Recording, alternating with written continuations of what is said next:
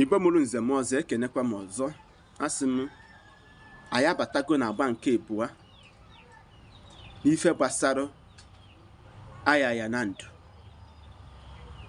na Okongwu Dibia, Alusi ego mmụọ na-apụ apụ na onye eze Jizọs aka na-asụ ụsụ. Na agba nke abụọ a ka anyị ji tiwaisa aka oyibo nsukwe. Mana atụsala m ozi a kwee ka ozi a rutere m Ayaya na Nando. Ayaya Nando aha kàrà aka adịghị eri nwa ngwọrọ, mana orugo oge onye nwe ga-ama. Onye eze Jizọs agwago gị sị gị na Okongwu bụ nwanne na isi nwa eze anaghị atọ na mba, na kata ma ifere ga-eme odegwu na mba kama ife ike mee. Ayaya ịmara nke idowere wepụta.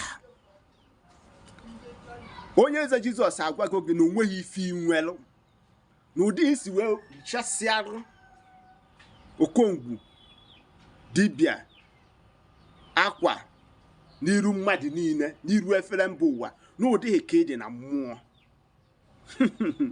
Nwanne m Ayaya, onwe nke ị nwere gị mee gịnị wepụta. O kwuru si na ị ga-abịarịrị ya mgbaghara n'iwu na onwe ife mechara n'ụwa, na nke a bụrụ ịbịa ga ife gbasara ife polisi gọọmenti, ka unu kwa ya na mmụọ na mmụọ. Nye ka nsi wee sị na aha kàrà aka adịghị eri nwa ngwọrọ. Ayaya onye ala na-ayị ayara n'ezi asịkwa na o nwere mmadụ, maka mbọsị ọkụkọ akọọ ya n'arụ ịma na o nwere mmadụ. Okongwu unu na-afụ nwere mmadụ. Onye eze Jizọs ekwuere na ọbara fa ka ọ bụ, na o tego ọ gwara onye Okongwu Dibia na megịnị na-asị ebe ị nọ wee pụọ, na-akwụsị ife ha ọ na-eme, mana ọ nụrụ ya okwu. Mana today onye eze Jizọs ebinigo na chalenji gị nwa bụ Ayaya Nando, si gị hapụ ihe gbasara Okongwu gị fesie ya nwa, na ọ bụrụ na ọgụ mmụọ na unu ga-anụ, na ọ bụ na imerie ya, ịma na ọ bụrụ onyanwa bụ onye eze Jizọs. Ngwanụ nwanne m nwoke, agbakwa n'ọsọ n'iru agha, ngosi ife iji wee bụrụ the great Ayaya Nando. Mana ka m gwa gị eziokwu, ugo adịrọ mma ibe n'aja. Ugo ama mbeneta n'aja. Ijele anaghị agbakarị n'ọgbọ forever. O tego iwuwelo oge mpere mpe ka nna anụ maka gị nwa. Ihe ha dịchakwa n'ụdị head ukwu otu dị. A na-alụ ọrụ si ekwene ka ụrụ ka n'ọrụ, maka na mmadụ nwee ọgọdọ ihu na-ata.